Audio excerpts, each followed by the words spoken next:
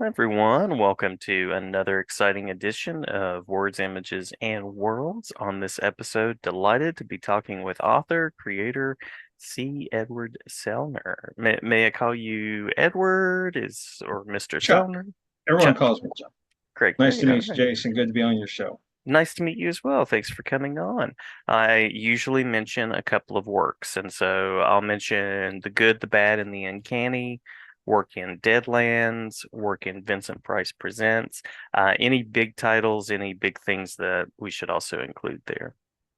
Well, you did some digging deep on the Vincent Price thing. Now, We try. I totally forgot all about that one. It was a fun one shot. But no, the Deadlands has sort of been my biggest claim to fame. Bringing that to both prose and comics, and we did a number of miniseries featuring different creators. And that was sort of the highest profile stuff that my studio has done. Otherwise, we've done a lot of work for hire for private clients, marketing materials, studios, individual creators, etc. Cool, cool. Yeah.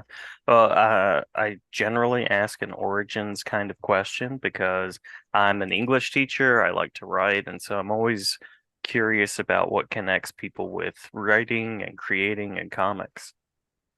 Well, I've always been a comics fan. Ever since I was a little kid, used to get the comics at 7-Eleven every time we went, and I've always loved the medium. Always wanted to be part of the medium and contribute. But spent most of my early life pursuing ministry, and I'm actually an ordained pastor.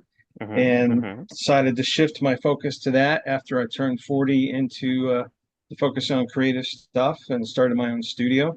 I realized, it's challenging to break into the medium and the market. It's challenging to get those first gigs.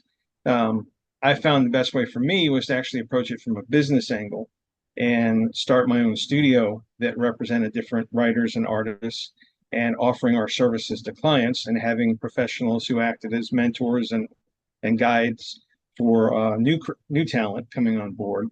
And that was the origin of Visionary, and it went real well. And we had a ton of new creators that came on board. Some who went and finished projects. Our biggest success story there is Michael Kingston, who has built his little mini empire with Headlocked. We helped publish the first issues of that. I actually edited the first mini series that he did, and it's been great to see him take things off and go on his own. Um, and I've always wanted to focus more on my own writing and art, and now focusing on developing my own projects that are coming along and will be releasing later this year. Love that, love it. And I know you have a background in religion and theology and things like that. I do as well, Ah, and was once ordained. So I'm curious about your experiences, the education you've had, and how that sort of translates into the work. well, I loved what I did. I pursued ordained ministry pretty much right starting in high school, and I worked toward it all through college and actually started seminary right out of college and had my first church appointment right when I started seminary. So I was 20 years old, thrown in the deep end of the pool Hmm. and pastoring a small church. And I love that work. And I focus mostly on crisis intervention work and working with youth and teens. Um, the which all culminated in me starting my own agency that was a community outreach center, was actually not a religious agency, but was just a community-based agency. And that sort of was the climax of my work with that. Uh, and enjoyed it and learned a lot. Learned a lot from the kids that I worked with, learned a lot from the people that I worked with, learned a lot about the communities that I worked in. Doing a lot of out and about work with people where they were in their homes and schools and communities, other community centers. So a lot of experiences, and a lot of those trickle into the stuff that I write. And Hmm. people may or may not recognize themselves, but all the names have been changed to protect the innocent, not so innocent. And uh, yeah, it was one of those things. I did that for a good measure of time, and as I got older, realized I needed to have a change of pace and wanted to focus more on the creative stuff, which is when I then switched over and started focusing on it. Cool, cool. I hear that kind of thread of support both in your work as a minister and now as a creative person supporting a space for people to share their work. So, with that in mind, I'm curious about um, the studio that you mentioned that you're part of. Curious about the creative vision there as well. Well, Visionary started as a teaching studio. Um, the initial creators that we recruited were folks that showed a lot of talent but need to learn a lot still of the skills and the techniques and all that.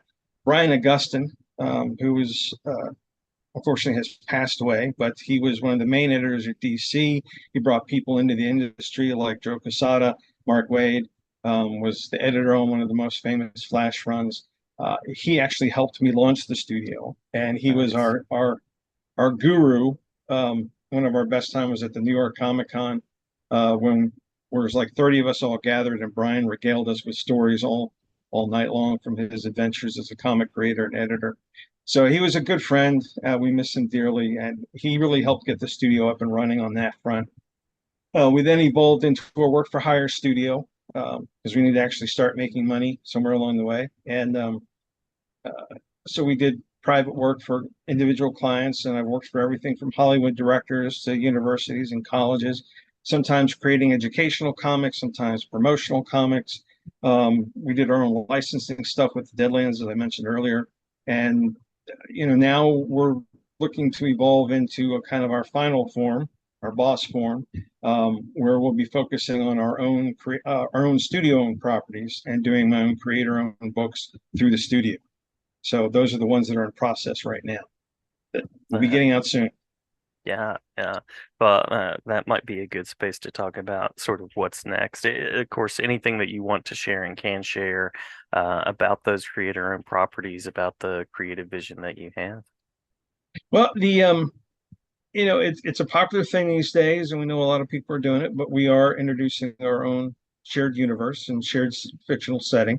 But we're going a little different, whereas the various stories that we tell all are very much on their own, but together they have small Easter eggs and connections that will start building more and more as we go that connects other stories across time and space. So we have stories set in fantasy settings, we have science fiction stories, we have modern day adventure stories, but there's all one continuity and one history that things will be building on each other, and you'll get to be able to see the pieces start to connect and build into bigger stories, etc. So right now we're working on the first few comic series for that. The first story that we've had published in that has actually been in the good, the bad, and the uncanny. My story in that book is the story of the century, and that actually is set in the Old West of our visionary universe. And I have several audio dramas which are available through EbCall Entertainment. And you can get the link on my blog to find those and buy those. Those are all stories set in different worlds in the visionary creation. And so those are out. And the comics we're working on, I'm really excited about because I'm working with great artists. We have two sister series, one called The Night, which is drawn by Mario Teresi, and the other one is Monarch of Manhattan, which is drawn originally by Jose Aviles and with inks by Rudy, um, and the colors on both by Paul Little. So those are modern day adventures. They feature kind of pulpish heroes. The Knight, I'd say, is a cross between Batman and The Wire. Monarch of Manhattan is a bit of a buddy comedy with a mix of Blade and Black Panther. Um, has a lot more fun and humor to it. The Knight's a little darker, but both series have connections already and will kind of come closer together. And then I'm also working with two fantastic artists, Daniel Geet and Gabriel Cayetano, on different projects that we still have in development. Those will be coming later, but that includes a dwarven fantasy war story and a cosmic superhero story, and the first introduction story that will be part of our promotional pre-giveaway issue. Nice, nice. So, curious about where people can go and find out more, support the work, and see what's on the way. The best place is to go to our website, visionarycomics.com. You go there, you'll get a pop-up to sign up for our newsletter. So I would suggest signing up for that. And I also have a blog, which is C. Edward Sellner at blogspot.com, or it's cedwardselner.com. and I'll forward you to the blog. And I've got all the listings of stuff that I published on that blog. Our sites are being redone. Hopefully by the time this airs, we'll have the new sites up, and but the URLs will stay the same. Awesome, awesome.